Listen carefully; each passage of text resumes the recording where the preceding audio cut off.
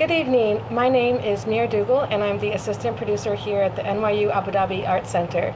We're happy to have you join us here in the audience and those of you watching the live stream for another edition of Arts Chat at the Career Development Center. Tonight we're talking with our guest artists for the 2019 Barzakh Festival happening here on Wednesday, March 6th and Friday, March 8th with two incredible, amazing artists each night from all over the world. Tonight we have the journalist Saeed from The National moderating a panel with our guest artists about careers in the arts and the origin stories for their ensembles. Tonight we have Seun Kuti from Nigeria with Seun Kuti and Egypt 80. We have Alsarah from Alsarah and The Nubatones from Sudan. We have Bassem Abu Arab, who's the executive manager of the Al-Mohadak agency, as well as the tour manager for Lekfa. And we also have two members from Altin Gün here. We have Erdinç from Turkey, who plays the saz, and Jasper Varhust, who is the bassist for Altin Gün. So please chime in with any questions on the live stream, and we'll ask them at the end of the Q&A. And thank you again for joining us.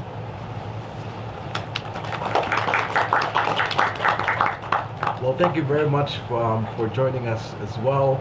People here, in this wonderful campus, and those far away on the internet land. It's a pleasure. Like as a journalist, as a music journalist, just speaking to one of you guys. I can chat to you, for hours. To have all of you here, in Abu Dhabi, it's a blessing. So it's a big buffet for me. So I really appreciate your time. Now, all of you come from various perspectives, into what you do and into the industry. So what I'm going to do, I think, the best way is to I'll be asking some general questions that I think will link all of you guys together, and you can pour in your own your thoughts and perspectives on this issue. So I guess the first thing, the way to start, particularly to the musicians, a lot of you are playing. I think all of you are playing in Abu Dhabi, for the first time. So exactly. Sorry, to be fair, Alsarah and The Nubatones performed in Dubai, but in Abu Dhabi, you're a first timer. So the Dubai show, we don't really care. We're in Abu Dhabi. So I guess for all of you guys, you performed, New Roadhouse. When you performed, you guys work hard. So when you're performing in a new territory, is there a different way to approach things, or is it you just stick to the material and you hope that what you do will translate? We'll start with you, Shu. Oh, with me? Oh, okay. You have to trust your material. I think it's impossible to have a different set for every different region that you play. Someone like me, for example, that I have a global touring career. I don't have a different set. Well, maybe it's different from other people. But for me, I trust the material. Everywhere I go to, same set. Japan, Singapore, London, New York, wherever I play, same set. Just have to trust the material, because I also believe that art is a universal kind of way to communicate those things you cannot say formally in a way that people can understand it, globally as well, so that's something that's a language that people can understand and speak, without actually communicating in words or directly, so yeah. And Alsarah? Well, I was thinking about that, because there's this idea, right, that you're supposed to have a concert set versus like a festival set versus like a gallery set, and I think I'm in the same team as Sean. You have to trust your material. If your material can't connect you to people, then you need to keep working on your material. And because people are the same everywhere they go, and the material changes with the people in the room, so there is already a change in every performance. To me, the energy shifts, the way you play is different, who you are that night is different. So you trust the material. And our friends from Altin Gün, you're performing for the first time, here in the UAE. Again, so is there a bit of research to find out, what kind of crowd should we expect, or is it just a case of, we step on stage and we do what we do? I don't really know what to expect. Are we playing for students? Yeah, well, well, no, but it's a good question because in Abu Dhabi, you know, 'cause it's such a multicultural, cosmopolitan market. There's no such thing as this is a college crowd or this is, you know, a live music crowd. There's people here who come. There are people here who come for the music. There's people here who just come just to have a good time out. You know, so over here, having It's mostly expats, right? It is, It's no, people but from it's- all over the world. yeah, there's expats, and you know, there's also like, you know, locals. There's from, you know, but even with expats, we're talking about people from the Arab world, you know, people from North Africa, you know. So yeah, so in a sense like that, it's never, the crowd is just all over the place. So when you come into a place like that, is it a case of, does it really matter who you're performing to, or and it's just about you playing, you know, the way you guys always play? Yeah, I guess so, because people ask us to do our thing, so you just do your thing, right? Yeah, absolutely. And Bas, how about for you? I mean, when you as part of your job, a lot of the time you're bringing bands to a new territory. For a lot of them, you know, whether they're coming to the Arab world or they're going to Europe. So, is that something that you also think about? Of course, yeah, but it might take like a little bit different approach than the artistic one, Absolutely. since I'm a bit As a promoter, yeah. Exactly. So I think, of course, I do think about this, about like matching the material that I have of the artist whenever I approach the promoter or the organizer or something.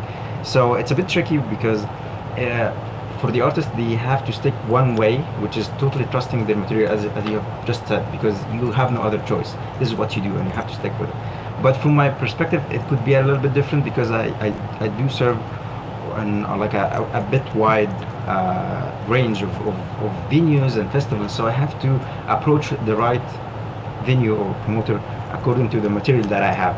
So it doesn't go all the same way by approaching all the people with the same material. So it might be a little bit different from my approach than the artistic one. Absolutely. And I guess well, now let's even as well. We can keep it current. You know, Seun, for example, you know, congratulations on the nomination for yeah, you know, represent. You know, so Black Times has been nominated at the recent Grammys for best, you know, world music album. You know, I believe. And I guess And the gospel album still won. Yes, yeah, the gospel. Well, yeah, the Soweto gospel choir. You know, 6 gospel categories before that one, and the gospel album still win. I'm not saying it. Still go. Well, he just answered that first question. But I want to kind of get into that because this issue, because like, you know, this issue of labels.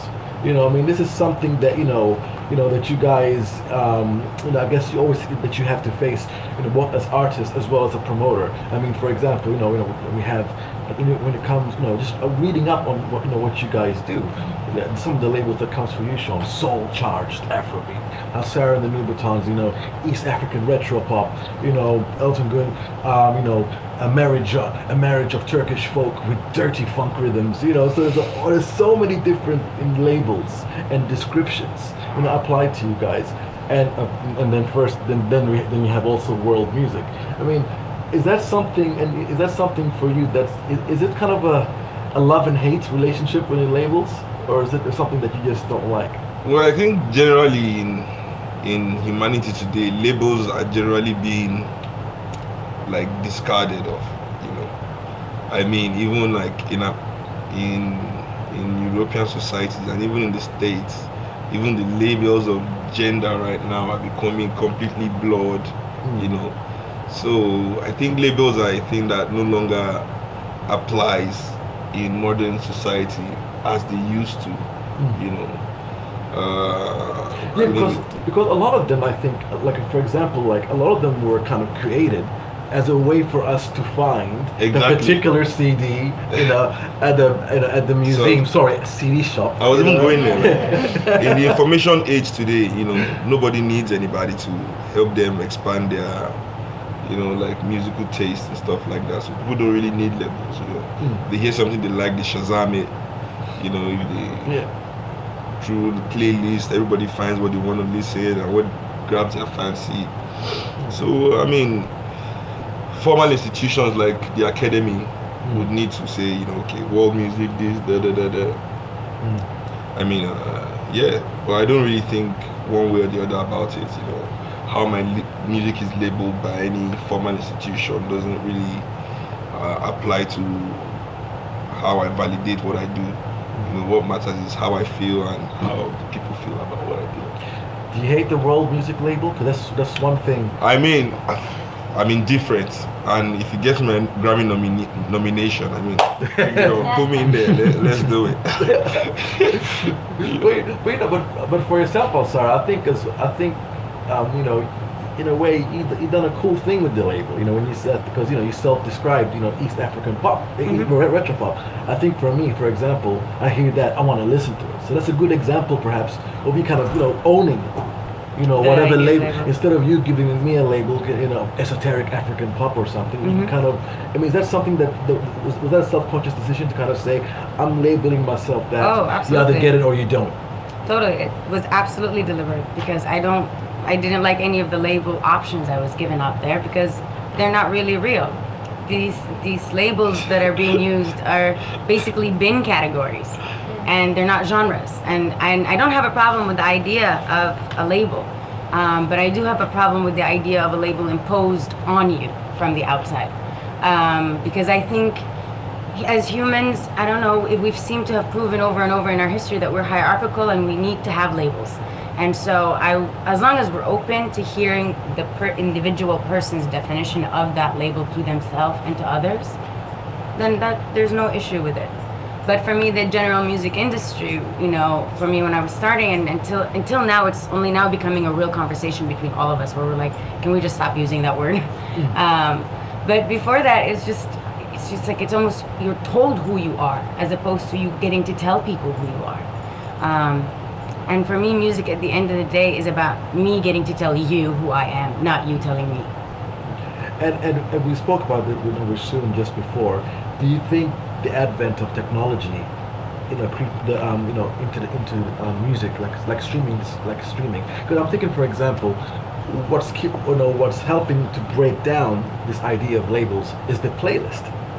You know, when you're putting a Spotify playlist, you know, you're not saying, oh, where's the genre? You know, it's like, you know, when you accept, I think the playlist in a way allows you to readily, you know, accept whatever music is being played, you know, without wondering, am I hearing this? Am I hearing that? Do you think in a way that do you kind of sense that as well when they put you in a playlist of, you know, a playlist, let's say, about, you know, new sounds coming, like the new music Friday or something?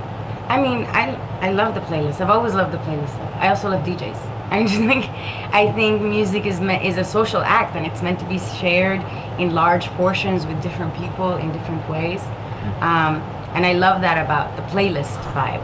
I think we're moving towards more and more curated playlists, which I think is gonna just take us back to mixtapes. And I love mixtapes, so I'm down. You know, and I love Altin Gün's description. This is from their press. So the band shows what happens when you open doors between Turkish folk songs, which were passed on from generation to generation, on the one hand, and a dirty blend of funk rhythms, wah-wah guitars, and analog organs, you know, on the other. You know, I guess this is another example of you guys as well. You know, you owning, saying this is what we're about. So is this idea of labels as well? Is that something, you know, that you've been playing with, or you've been facing? What people say? What do you guys sound like? Yeah, it's more that people want to give it a label than us want it to. But it also depends on, like, when we play in Turkey, it's just like traditional Turkish songs for them. For me also, because I'm Turkish. Yes. But for Jasper is Dutch. For him it's like more psychedelic sound. Or no? All kind of, yeah. Yes. It sounds much different for you than for me. That's why. Yeah, for you some things can sound cheesy because it's like a really overplayed Turkish melody, but for me it can sound psychedelic, you know, because I didn't grow up with it. And you think, like, so when you're playing, so yeah, because you guys tour interesting areas. So when you're playing in Europe and you're playing in Turkey, I mean, you kind of find people asking, like, do people kind of try to guess, or journalists try to say, you know, did journalists ever get it right in terms of describing your sound? Because we're notoriously lazy as journalists. We try to go for the easiest possible thing. But we're really easy to label. We're playing Turkish traditional folk music. So Yeah. that's basically it. But we play it in our own style. But we don't even write our own songs. So we're really easy to label. So we're not going to discuss that. So that's it's what right we do, there yeah. for you. What about for you, guys? Yeah, I think this is kind of dilemma because usually artists do not like to be labeled or something like this, and find someone imposing a specific category or whatsoever. But in the end, for the general streamer or someone who's just shuffling music, it has to be like a guide, so he can at least find a similar thing to this. So, in a bit practical way, we can say that we have to find this label thing to it. Yeah, because in a way, like, I guess, on one hand, they're dealing with labels on a creative perspective.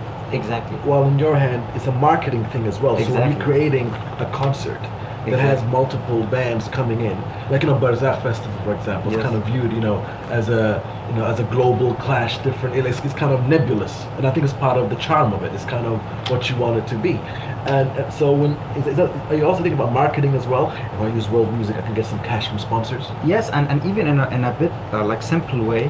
Even if I'm not from a marketing perspective, even if I'm like someone who's just playing, listening to music, I have to find a guide for my personal taste or my personal preference that should be in the end labeled by some genre or some category, so I can find and follow and find more of it. So that's a bit different from the artist perspective, which is the creative perspective. Absolutely.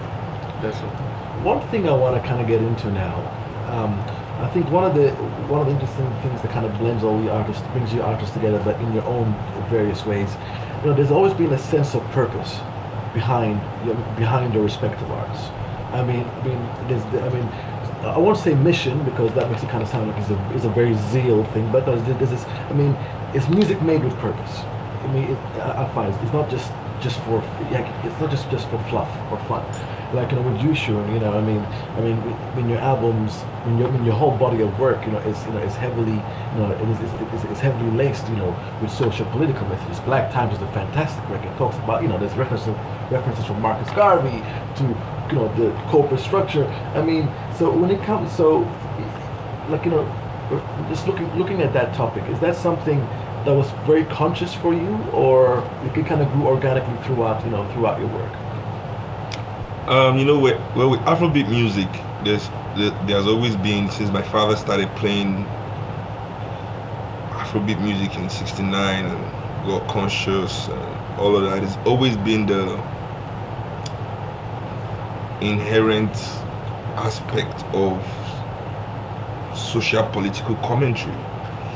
It's just what the music was made for. It was a way to express the voice of the majority of people in our country, and I think in the larger continent as well.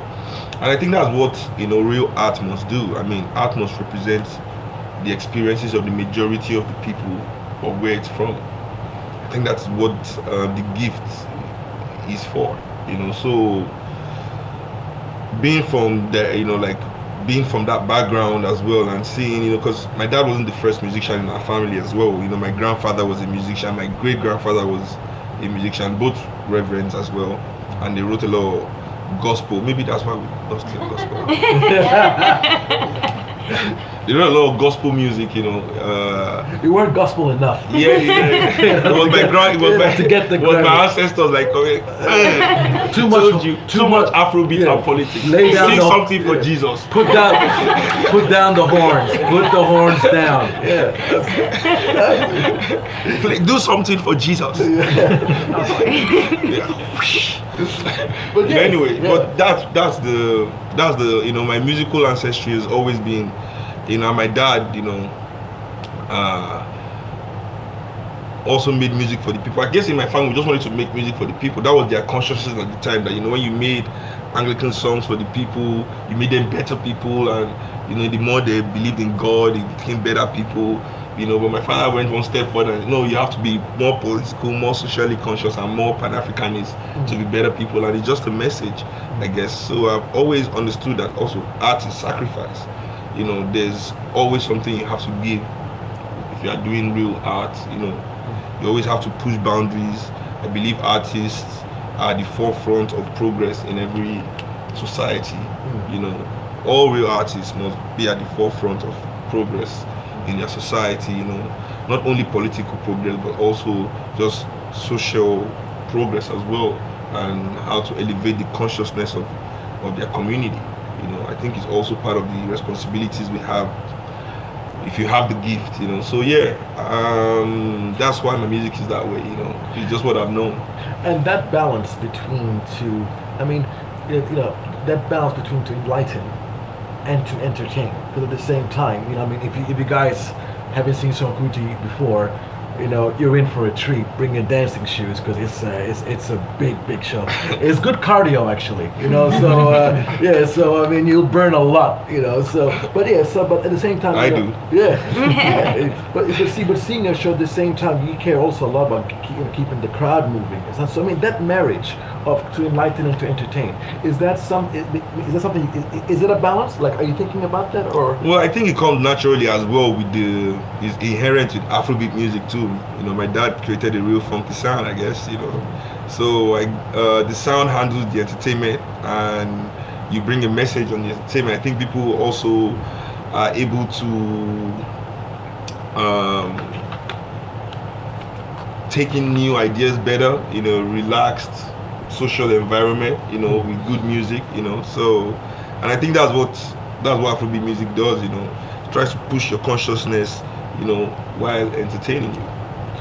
And for you, Alsarah, in the sense that, because, you know, your music could have easily kind of been, the great thing about what you do is that your music, especially at the earlier stage, could have easily been viewed as pastiche. This is just a stylistic exercise and nothing more. But there's a sense of depth, but it's the depthness, you know, to your music. You know, this elegant kind of, you know, discussion of issues. I think, you know, gives your music its gravitas. Is that something as well that you be kind of thinking about, you know, in terms of presenting an idea or discussing something important in your music? Yeah, I mean, to me, art without purpose is just clutter. So I think any life without purpose is clutter. So art has to have a purpose, and that doesn't actually mean that to dance and to sing and to spread joy isn't an amazing purpose within itself. And I say that in defense of all the songs that get labeled as just fun pop, because sometimes you just need fun pop. And you also then need to think, and you also need to feed your mind in very many ways. You need to feed your heart, you need to feed your spirit, you need to feed every part of yourself if you want to grow as a person.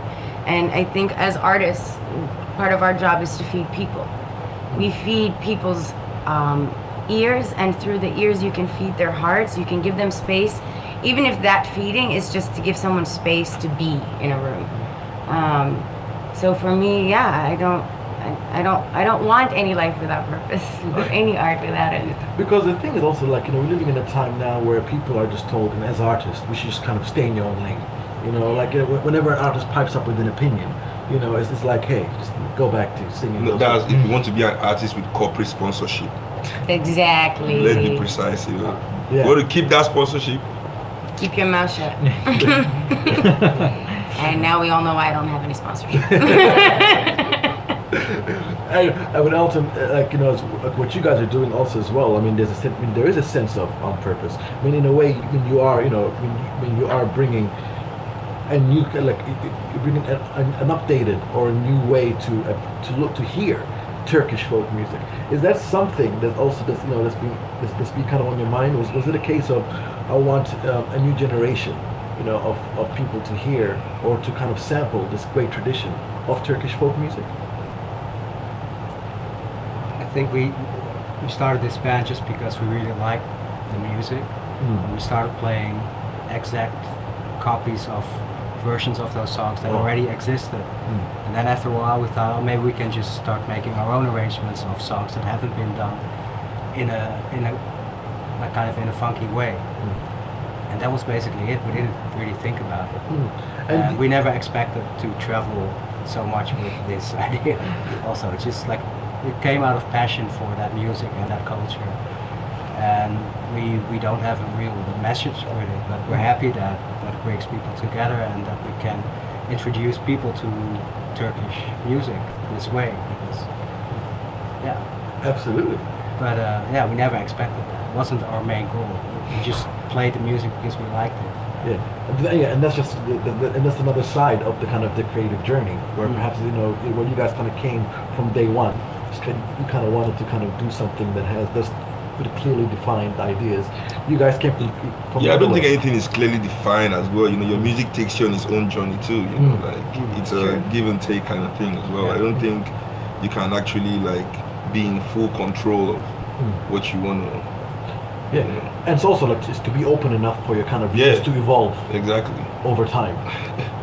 So that means, are you less angry or more angry than when you first started? I don't think I've ever been angry.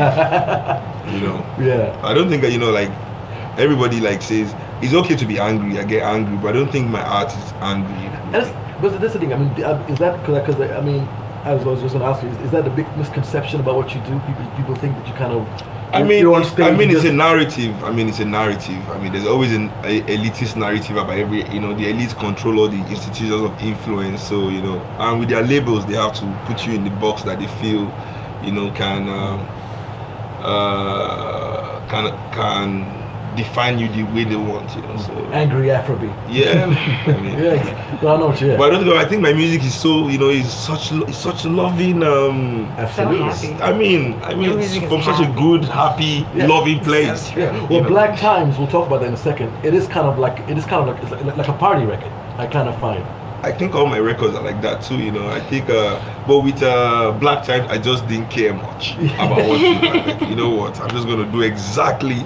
What's in my mind. I think, and as I grew, my convictions and my consciousness elevated, and as I self-assess and try and become a better person, you realize with time, you really don't, you trust what you are inspired by more, than what people might think or say about you and stuff like that. And Bassem, there's definitely a sense of purpose to what you do, because for a lot of the times, you are introducing a lot of, by the bands that you bring, especially when you bring these bands on big tours of Europe, to a lot of people, they'll be the first time they'll be hearing, music from the Arab world, or, so-called Arabic indie music, whatever that means. So I'm thinking, is that a responsibility that you kind of enjoy? Like, is there as an Egyptian, is there a sense of pride in that? Yeah, of course, because I totally believe in our artistic impact in this territory, and I feel and I see something really unique that need to be shown to everyone on the whole world. So I can count on my number one as my passion of delivering this kind of arts to the whole world through what I'm doing as a booking agent or whatsoever. I'm not really committed to a specific title or something, but I really commit to a process that I'm doing or a goal that I need to reach, which is delivering this kind of music to the whole world. So. And do you feel? Just from what you see, is there a hunger? From audiences, in Europe, in South America. Is that a genuine enthusiasm for this? Definitely. I can see a mixture of hunger and curiosity to discover more about this music and this culture from this territory. So, definitely yes. One thing I want to talk about now is that talking about cultures, and it's I love the way how you guys through your work use time. There's a lot of elements of the past and the future kind of coming together in terms of, taking an established or a rich tradition and bringing it, to a new audience.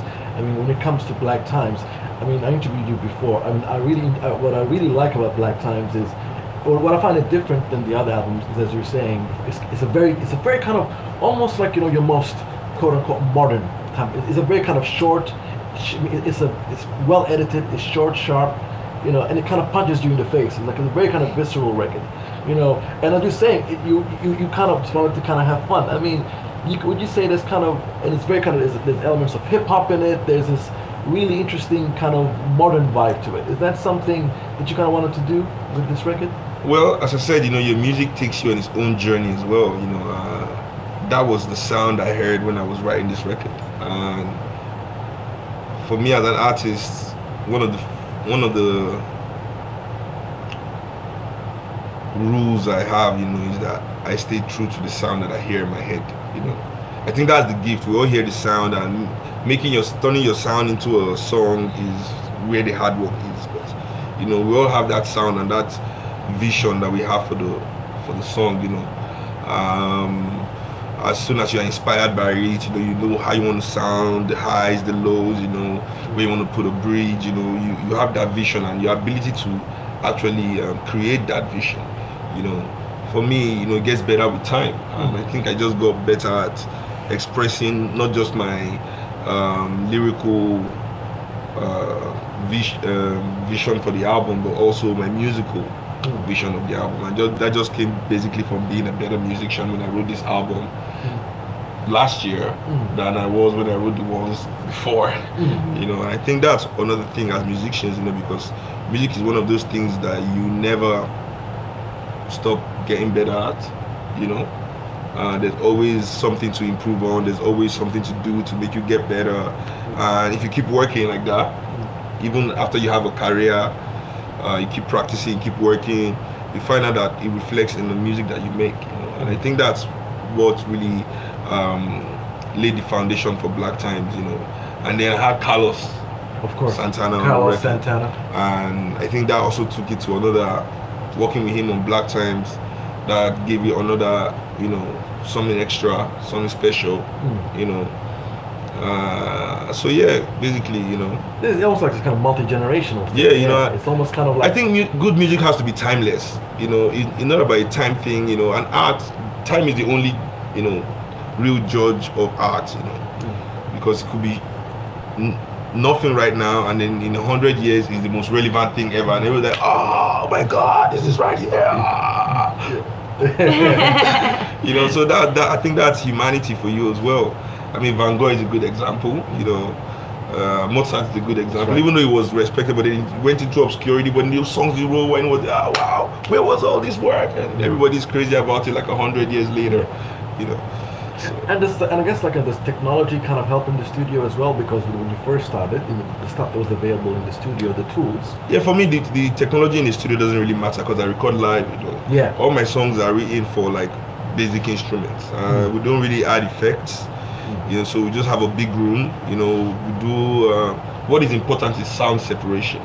So I don't get the horns in the feet of the drums or in the voices, so that's important for me because my band is big, so we need a big room where we can really separate sounds, and then we just play live, so for me I just need mic and a board to get the sound through. I think basically we do the mixing, compress, but the thing is you always need a great team.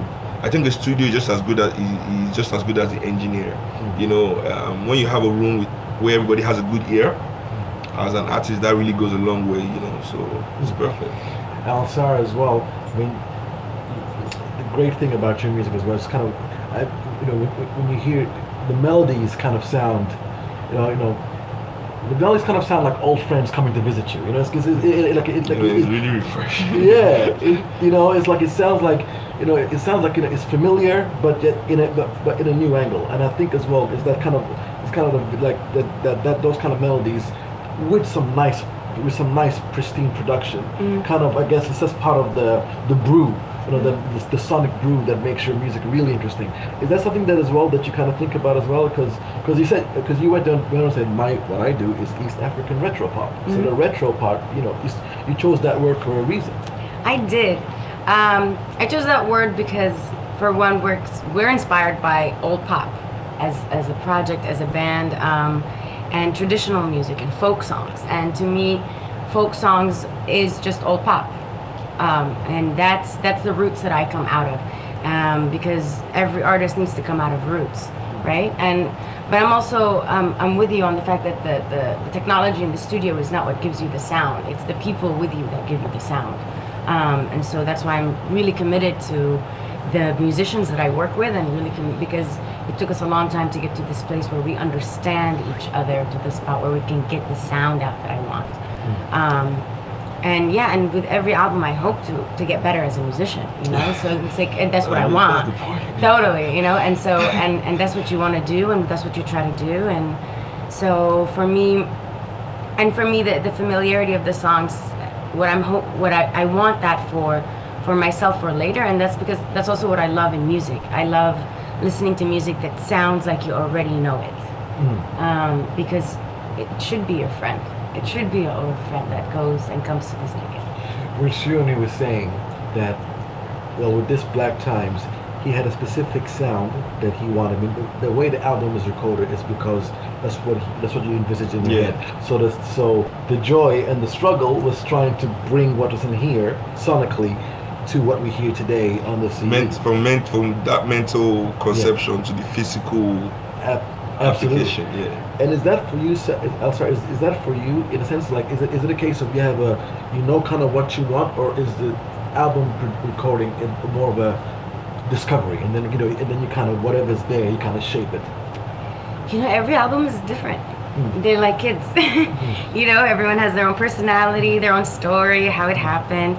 You know, and so for me, so far, I feel like I'm getting to know my music as I am growing older. Manara, for example, I had a vision for what I wanted the sound to be and what the storyline was, and it was created like that. The first album, though, Silt, felt almost like a collection of songs that I recorded over 2 years. And we're working on an album now, and this was also a completely different process, where I spent a year going on these creative sabbaticals with the band, where we just to think and to jam and to cook and to jam. And then I went and wrote, and and so I think it's important as an artist to give yourself room to grow. You're not supposed to be one thing all the time, and you're not supposed to start out, I mean, you want to start out great, but always realize that you're gonna get better, and that's the whole point of living, just getting better. When it comes to you, Altin, I find it really interesting. I mean, I was doing a story recently for the paper about Europop. Okay, for example, I'll tell you where I'm going. So, for example, I spoke to some big producers. I spoke to Joey Tempest from Europe, and he was saying to me, for example, a lot of the roots of what we do comes down from folk music. So he's saying, like, folk for Sweden it was Schlager music, which is the folk music tradition, and he was saying that for a lot of pop music or even rock, a lot of like the DNA comes from folk music. It's always like the bass. And what you get, and when you guys, and for you guys, when you are, young musicians who are kind of playing, exploring this folk tradition. I mean, as musicians, what do you think folk music kind of gives you? I mean, do you look? Cause it looks simple, but do you think? I would say, what are some of the benefits of folk music? What do you see in it as musicians, generally? For me, it's the only thing. I only listen to traditional Turkish music. I play it with my band, and Is it the melodies that makes it kind of like? I mean, when it comes to the melodies, I mean, as a musician and as does it sound simple, or does it sound, or is it more difficult than what people realize it is? Depends on the person. On the person. Yeah. And for yourself, because you came from a different way. You came from a more psychedelic perspective. So when you're kind of dealing with folk music or listening to it, what kind of quality stands out for you? Well, the melody is the most important thing for me. I don't speak Turkish. I don't understand the words, so it's mostly about the melodies for me, and they really appeal to me for some reason. I don't know really why, but well, I listen to music from all over the world, but I don't know, Turkey has a special place in my heart, I guess, along with Bollywood music. I love Bollywood. Actually, I'm curious to know, I have a question for this. What is the second influence for you as with the folk music, with Turkish folk music? Like, when you mix it with folk and something else, and then you come up with this music. So what is the other element?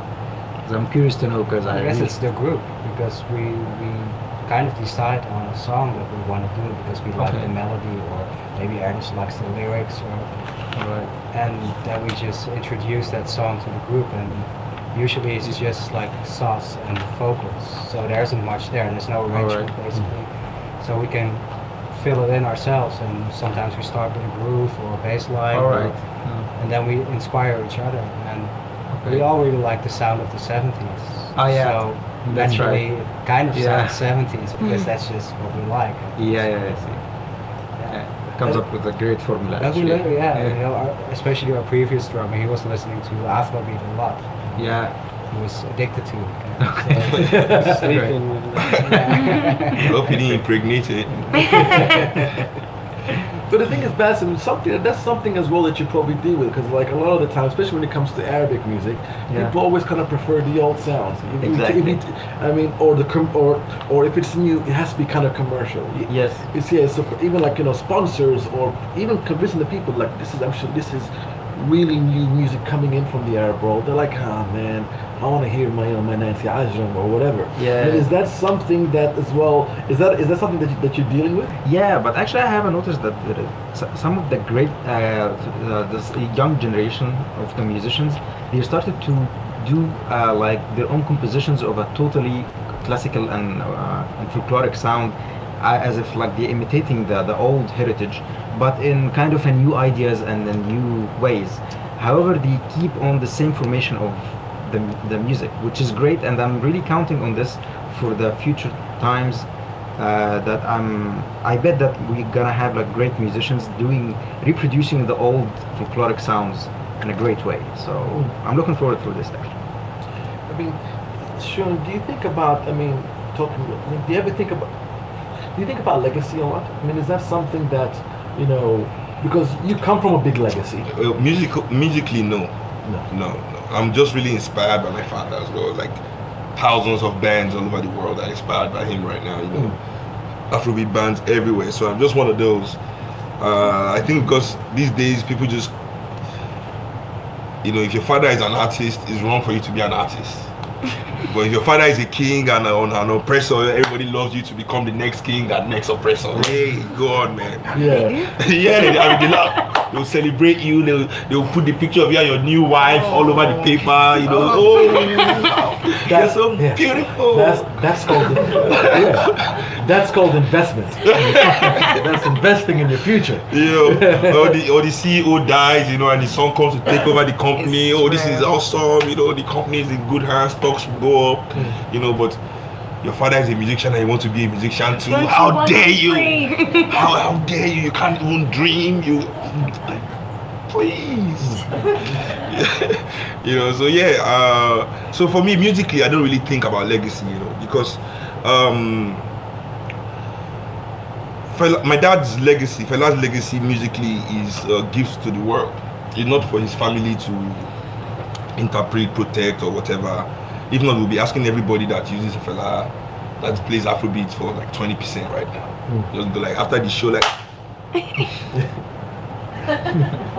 we have this letter from the patent office.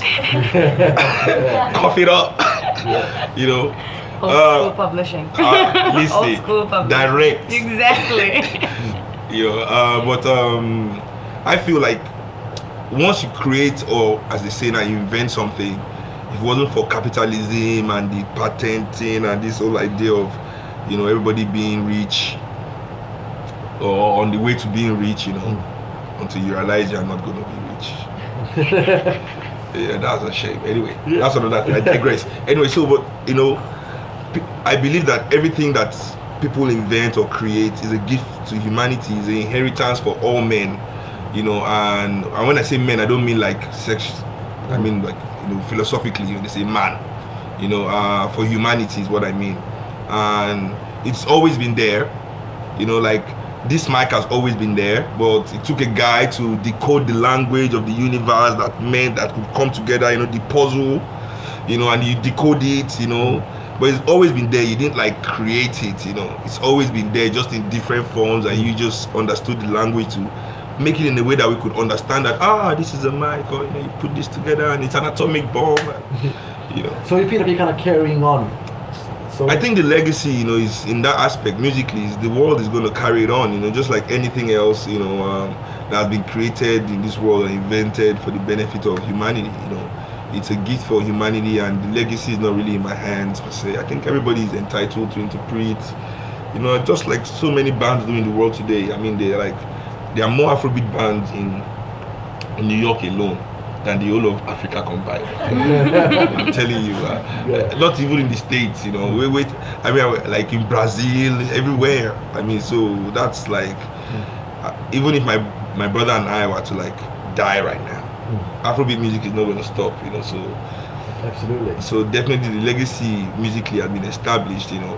The only thing that I think needs a bit of control and guidance from the family is my father's personal legacy, his politics and his personality, and the kind of image of him that people want to project, you know, has to be very controlled, because we have to make sure that his image matches his, strengthens his politics and his art, you know, so that people do not misinterpret his personal life for its entirety, you know.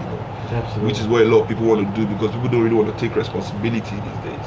You know, they want to be fella famous, but they don't want to be fella taking responsibility for his people. You know, it's kind of people who use Malcolm X quotes but don't but don't know the struggle that went behind exactly. it. And just before I continue with Alsarah as well, just a reminder to our friends here in the audience and those online, think about we'll be taking questions, you know, from the floor and the virtual floor, like, you know, in a few minutes. So if you have anything to ask these guys, now's the time to start thinking about it. How about for you, Alsarah? Because in a way, you are kind of blazing, you know, your own path, you know, in your own way, you know. So, I mean, when you first entered the industry, was there any examples that you kind of wanted to, I guess, to kind of not emulate or kind of use in your growth?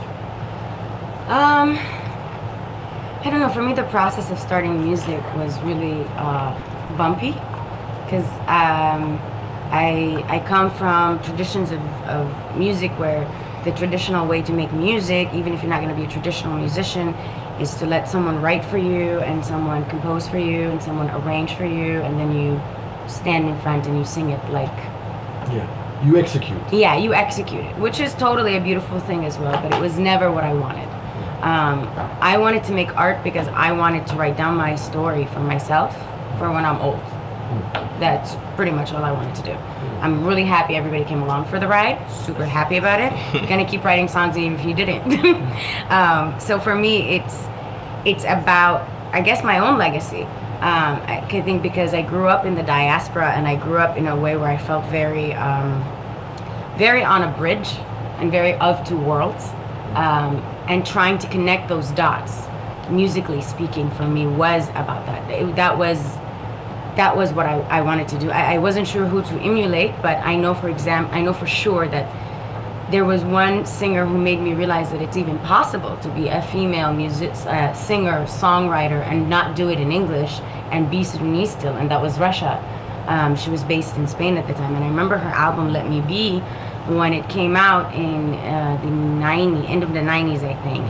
My mind almost exploded. Like, I'd never heard that before, really. A female singer, songwriter, not doing traditional music, quote unquote. And so that was a really big deal for me. It like really moved me.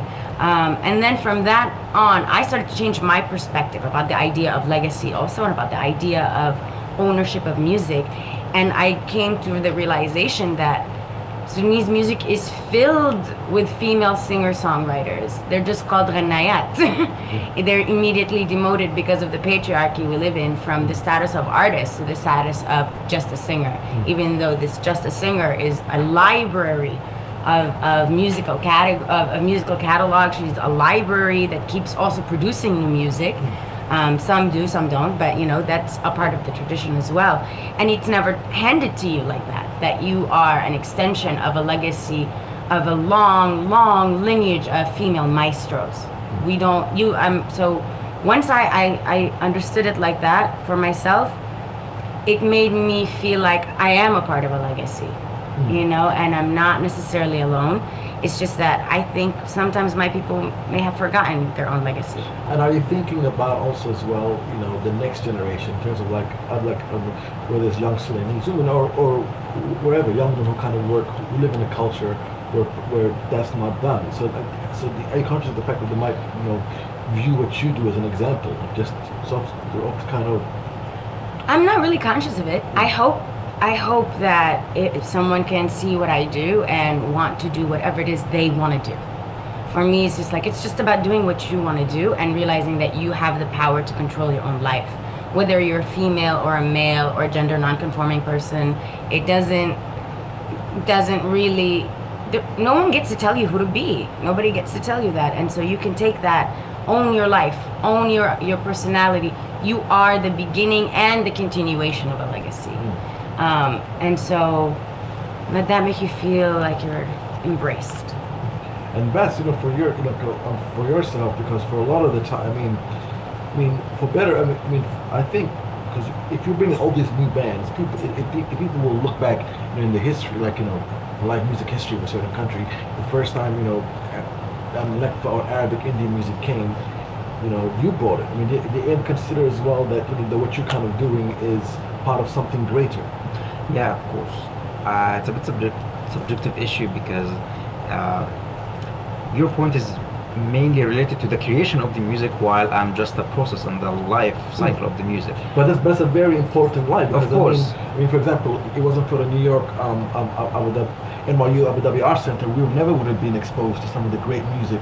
There'll be people today who never saw an Afrobeat show before. Exactly. Only heard the CD. But where you and me know that Afrobeats is all about the live show. Yeah. Yeah. So in a sense, we need the promoters. They play a very important part. So in yours. So yeah, in the process of my work, of course, I do give a big focus for giving the opportunity for that kind of music that could be counted as legacy or making this kind of cultural impact whenever it's played or whatsoever. So yeah, definitely I put this in mind whenever I have any strategy or objective to promote certain kind of music. Yeah. And we're just going to be asking questions next, by the way, so in a couple of minutes. Altin, you're playing Turkish folk music. This is a big, it's so full of history. So, I mean, when you're playing folk music, because that's all you play, do you kind of view it as old music, or do you feel that you're kind of doing something that's part of a big history, or it just feels current, today, like current music? It feels more current because when I listen, I feel like I'm in the song. So. And is folk music still is that still big in Turkish? Is Turkish, when it comes to, because Turkish pop is very popular. It does really well. It does well in bits of Italy. Does well in Germany. Is folk music still is that play a major part in pop music in Turkey? The melodies or yeah. When you listen to Turkish pop music, it sounds a lot different than the pop music of other parts. Yeah. And that's you can hear the elements, of course, of the folk music. Wonderful. And now it's time to cross. I'll be starting to take some questions, from the crowd. Is anybody want to ask Sean, the group, anything? Yes, sir. You put your hands up first. My name is Omar. I'm a guitarist, player, and producer. So I have a question for all of you. Anyone can answer. Like when you first started as a band, you did the shows. Did you get the situation that nobody interacted with you, or nobody liked your show? And what did you do? Did you think to do something more pop rather indie music? Did that change anything in your vision of your music journey? And I have another question. Do you rely more on live shows or production or selling records? And which one is more important for you? Well, let's begin with the last one first, because because you are talking before your next live performance. How important is touring and the live performance for you in terms of your career? I think in the entire music industry, album sales has has been subtracted from the equation, like for like 20 years now. So you have two options: corporate sponsorship or you tour. You know, that you just have, you know, either you work or you like, you know, pose for some pictures.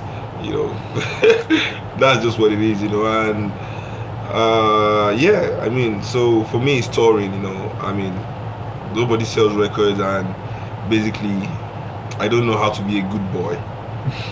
Trust me, I've tried. So does that mean? Because I mean, so does that mean? Because you know you're such a a dynamic live act. Does the album become almost like a business card to say, I'm putting in your album to say, hey, I'm still here? No, for me, not really. My album is just. But let me answer your first question as well, real quick. You said I've not really played to like people that didn't like my music, but I've played to small audiences in places where nobody knew who I was, so nobody came. You know, but for me that doesn't matter, because when I'm on stage, I'm performing for myself. Like, this is my show. I'm there, you know, like having a good time for me. You're all just like, you know, watching and also enjoying it too.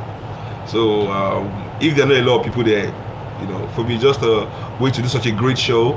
You know, you go and you tell everybody like, yo, I was in this mind-blowing shit yesterday. Y'all gotta come next time he's in town, you know. As soon as you hear me in town, you like start like my PR. I didn't even pay you, like just going to everybody, you know. Yo, we gotta go, you know. So that's the point, you know. So yeah, so I've answered that. And yeah, so when it comes to because you know that the album is not really what's gonna pay the rent just alone. I mean, so how do you view the album? Well, you know, for me, I think even record companies do not invest a lot these days in printing physical copies. Everybody's gonna stream. I think I put out my material, you know, so my music can go as far as possible, not just the business card for the touring. I think at this stage of my career, you know, I could actually maybe put up a really decent tour 2 months a year, even if I didn't have like new material, you know. It's just like maybe not tour as extensively as I would with a new album out, you know, but I'll definitely be able to put on like, you know, something to pay the bills and just chill, you know. So, but yeah, I feel it's important to put out new music, not just for commercial purposes. You know, even in my mind, I don't think of the commercial gains of some tours I go to. Sometimes just a way to travel, spread my message. You know, but I think commercial viability should never be a reason for art to be made or not to be made. I think that's something that the world is creating, but we artists have to resist. We have to put out our art regardless of commercial compensation for it or what people want to cost it as, because people always think it's the value, but no, it's just the cost. You know, this system doesn't understand value. You know, I mean, we pay footballers more than nurses. I mean, what do we know about value? That's true. We know nothing about value. I always tell my friends, like, just imagine like all footballers going on strike. Like, I'm not playing football again. What is going to happen in this world? We're all going to mourn for a week, and the world is just going to keep going. But if all the nurses in the world are like, we're not working, like in a week, it will be chaos. Everybody will just, I mean, but we pay. I mean, so this world doesn't understand value. Like, that's a fact. We just cost things because people own them and we put a cost, you know. So nobody should do anything because of the cost, you know, commercial compensation. We have to do what we have to do, regardless of the pressure the system is trying to put on you to do otherwise. And Alsarah as well, I mean, going back to the gentleman's first question, you know, you've also, I mean, you know, at the beginning of your career, you must have experienced where you kind of played small venues, you know, people, even as a supporting actor, just kind of waiting for the main act. So, I mean, how is that something that, you know, that does one handle? Is it a case of just trusting the process again? Yeah, or being so stubborn that you just don't give up. No, but I mean, sometimes your material is so good, you're like, man, I can't wait till I get out there. Like, you guys don't even know what's coming. Like, you're excited to, like, you know, I'm always happy to play for first audiences. Like, me too. I'm like, with you on that. I'm totally with you on that part. But for me, it's just like, you know, to answer your question, is like, in the beginning, it's difficult. I started out years ago, doing all kinds of different projects and working in other people's bands and singing in restaurants and singing in like the side of the street. I did it all, and no one cared. And sometimes you need to be okay with that. That's it. That's why it's so important for you. That's why it's so crucial to make music that you love. Because no matter who you are and no matter how good you are, you're gonna run into a room that people aren't necessarily ready for you or aren't connecting to you. You need to feel good about yourself and about the music that you're making and know that you made the best thing you can make. So this is the part where I want to focus on, the best thing you can make. That means you need to push yourself all the time as an artist. You need to work hard on yourself internally, not necessarily just on practicing the techniques, but in terms of what are you trying to emote out there and why? Because, you know, like making the music is one part of it, and which is why, again, the albums are magnificent, because you really get to meet your ideas outside of you in the album, you know, and then and then you go on the road and it's like you get to really know them, and they take new shapes and change. Like a song, even if you play it with the same arrangement, from the first time you played in the beginning of the year on tour to the end of that year on tour, it's gonna have a whole new vibe, like it's a new dynamic it's and energy. Yeah, it's gonna almost feel new, exactly, even to you when you play it. And to me, that should be the key. Like, your personal satisfaction on stage is the most important. The most important, which is why I do not compromise at all about what I need to be able to get on the stage to do that job. So I think a lot of us, especially for me as a woman in the beginning coming up, it's like when you demand what it is you deserve and what you want, you're considered a diva, you're considered too much, you're considered and so that actually pushed me to demand even more, because it's important for you to respect that part of your process as well. You, sir, put your hand up as well. Yeah. Go ahead. I had a question for Sean. Can you tell us about Egypt 80 and what the name and what the band means to you? First of all, I've never been to Egypt. You should go. Yeah, I want to go. I want to plan a really good long Book trip. him up, bro. Yeah. Your first tour. Yeah, but not just musically. Perfect, good for music, but just on my own, you know, like a little pilgrimage for like a month, and just, you know, go. Yeah, my dad named the band actually before his passing, and I've never, you know, in the 20 years since he's passed, I'll be honest with you, I've always tried to come up with a new name. Nothing is as cool as the Egypt 80. Don't do it. I keep trying, like, yeah, I'm gonna call it, And then you're like, no. You know, so, but, you know, for him, yeah, you know, the band used to be Kula Lobitos, then, you know, I think with the name of my dad's band kind of mirrored his the elevation of his consciousness. It was Kula Lobitos at first when he just left school and they were just playing songs about, you know, dogs, you know, and folk songs and playing like, you know, this pop kind of high life music. And then it became Nigeria 70, where he just decided to, you know, focus more on like Nigerian sounds. And then he went to the States, became politicized, you know, with the Black Panthers in the 69, you know, and came back to Nigeria, you know, and as soon as he wanted to start making his political music, he went from Nigeria 70 to Africa 70.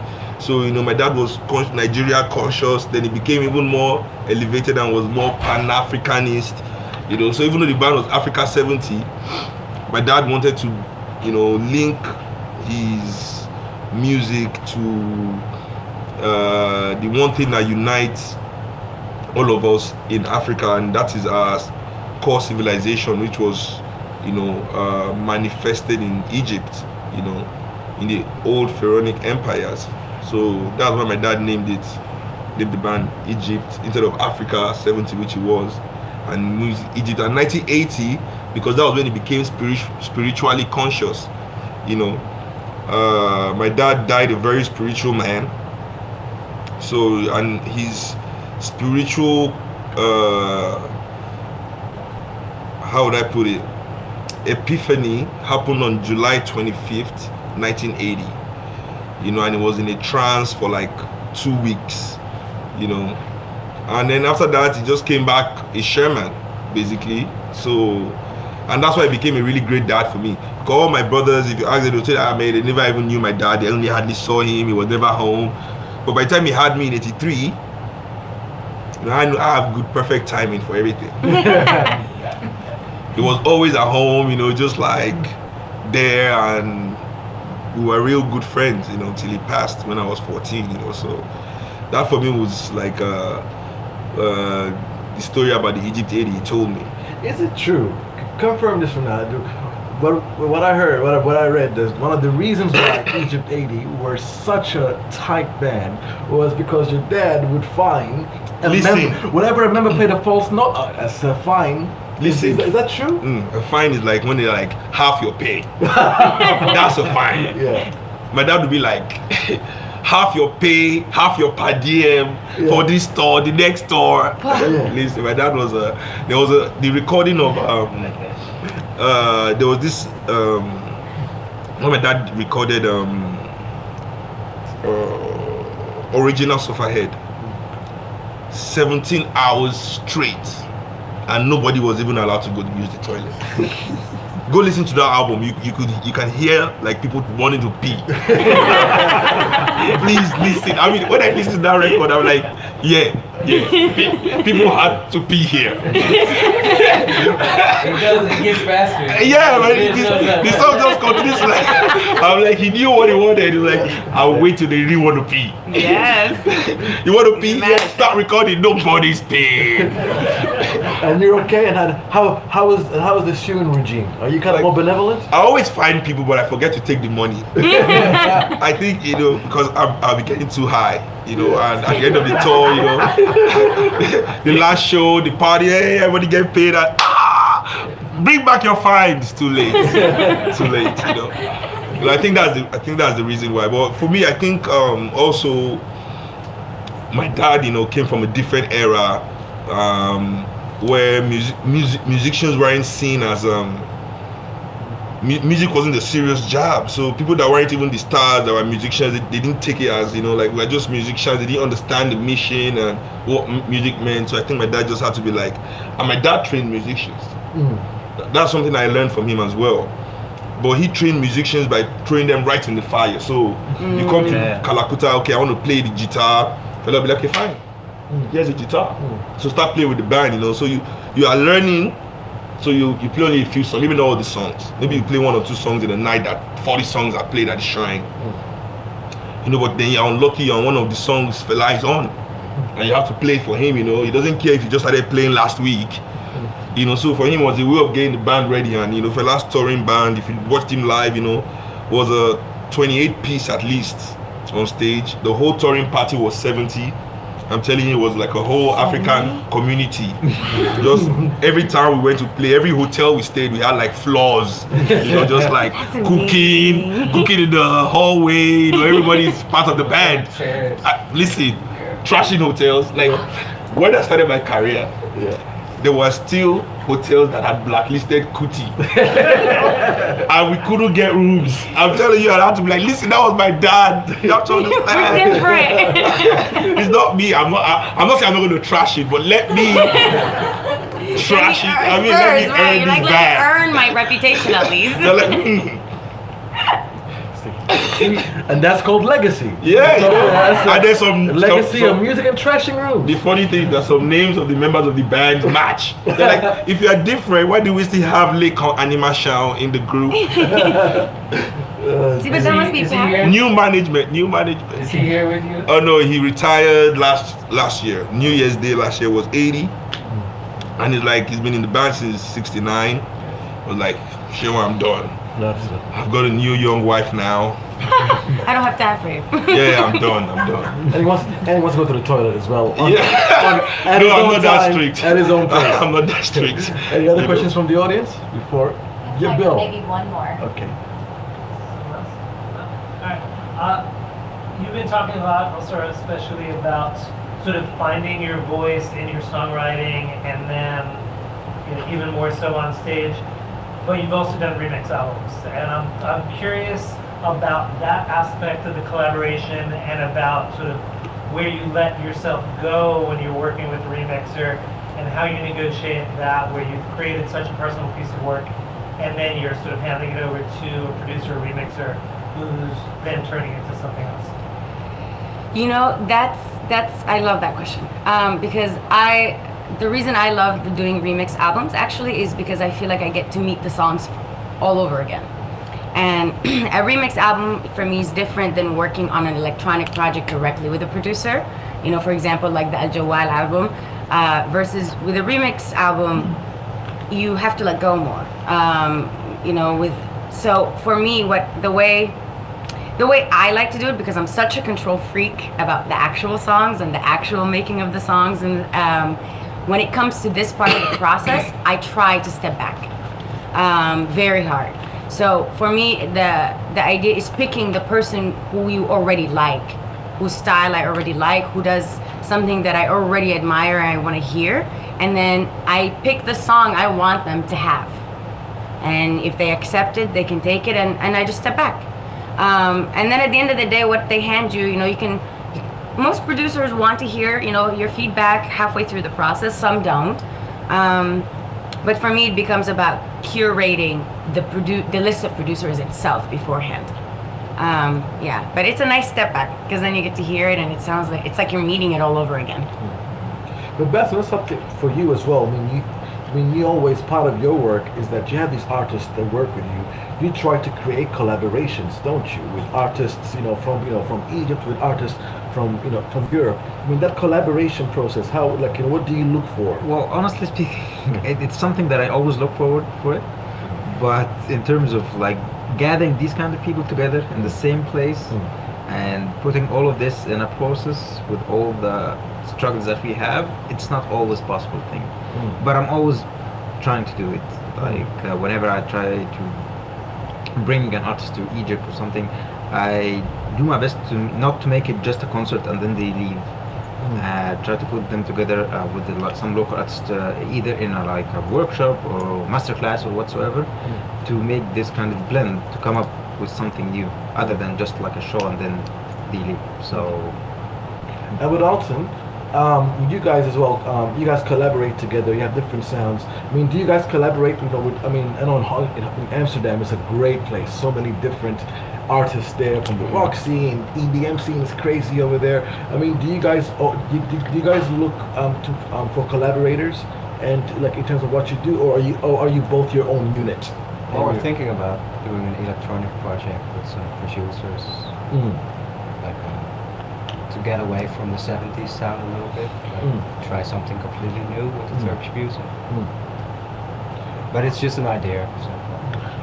Well, actually, this will be the last question then. It's just a quick thing before we bid farewell. Looking ahead now, what should this is your last show of the tour. You're gonna have a well-earned break. But are you thinking already about your next project? What should fans expect next from you? Well, I've been hoping to do a live album. Now that I've done 4 studio albums, I think it's the next step. I'm going to pick 3 songs from each of my 4 records that I really love, and I think are my favorite. I'm going to do them at a live show, at a special live show, try to bring in all the guests that featured on my album, and just have a really great party and record it, And then I'm also doing an album of new material. So if my fans are lucky, it'll be like a double album, if I can put it out at once. But I don't know, maybe it might be better to do it one at a time, 3 months apart, so people think I'm really busy. Wow! But yeah, it just depends, So yeah, I think definitely we might get to really do some real good work this year. But also there are the tours, the dates I have, spring tour, summer tour. But hopefully after this next record, I could take a little break off the scene and raise my daughter. She's 5. I think her mom is winning. I need to catch up. And Alsarah, is this Abu Dhabi show part of part of a bigger process? Anything you're working on? Yeah, we were just working on a couple of tracks from our next album, and we're going to continue the rest of the album in May. We have a bunch of we're going to be stateside most of this year touring, so we have bunch of shows coming up in March and in April, and then we're kind of trying to devote May to finishing the album. And yeah, and after that, we'll see how it goes. We've been touring a lot the last 2.5 years, so it's been really nice to at least be stateside, to have a little bit more chill schedule so you can work on a new album. So I'm excited about that. So yeah, so all the 3 band artists here are working on something new.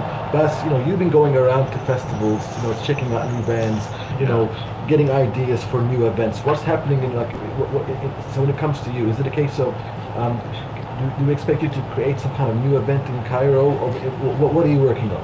Yeah, actually, something that is really raw right now, but I'm building such a showcase for the local artists from the region. From the whole Arab world? Yes, it's something that it's still working on. It might take some time to be evolved. But this is the idea of it's like a small showcase for the artists from this region, where I can bring like professionals and audience on the media and all over. Anyone could be interested in this kind of music, to gather them in Cairo for like 3 or 4 nights in a row. Just to promote this kind of music. And are you open to bands still getting involved, or have you picked the bands yet or not? Because there's a lot of people watching online who might be saying, I want to be part of this. Yeah, of course. I have some selections, but of course, if anyone would like to submit or something, let's please be in touch. Yeah. Absolutely. Well, look, it's been wonderful having you here. I appreciate your time, especially before showtime. It's always a precious time for artists. So I thank you so much for that, Sean. Always a pleasure, bro. Hopefully we see you again. Always. Alsarah, absolute pleasure. Bas, thank you. My friends from Altin Gün. Thank you. So check them out. For all the details of the shows, it's on the NYU Art Center website. And it's been a pleasure having you. Until next time, thank you very much. Thank you.